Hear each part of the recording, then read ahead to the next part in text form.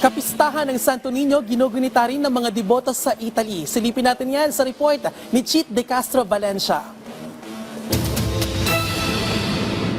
Taon-taon hindi pinalalampas ng mga deboto ni Santo Niño sa kanyang kapistahan tuwing buwan ng Enero.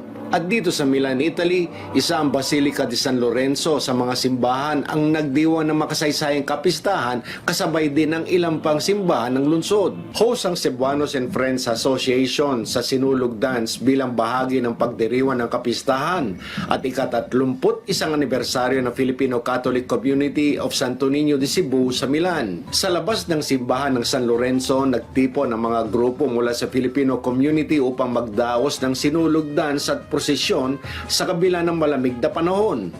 Ipinamalas ng mga deboto ang kanilang mga sagisag at pananampalataya kasabay ang pagsayaw bilang parangal sa Santo Niño. Maligayang kapistahan ng ating mahal na Santo Niño sa inyong lahat.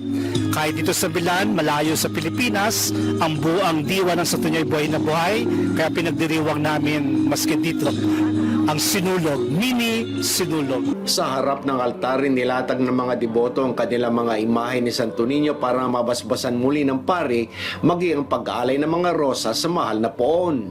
At pagkatapos ng banal na salita ng Diyos, ay sumayaw ang mga batang sinulog habang winawagayway nila ang imahe ni Santo Niño. At pinatawag din ng pari ang mga kabataan sa harap upang sila'y mabasbasan.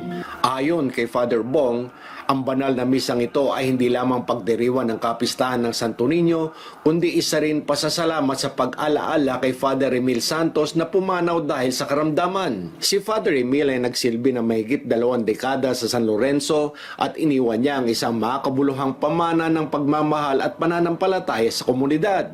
Sa pagpanaw ni Father Emil, yung mga bisip pangagabi, alam na nila dahil nangyari na padaling araw alas 4 Philippine time. So sa atin dito ay alas 10 pasado ng gabi. Ang kapistahan ng Santo Niño ay muling nagbibigay buhay sa diwa ng pananampalataya, pagkakaisa at masiglang tradisyon ng mga OFWs dito at saan man dako ng mundo.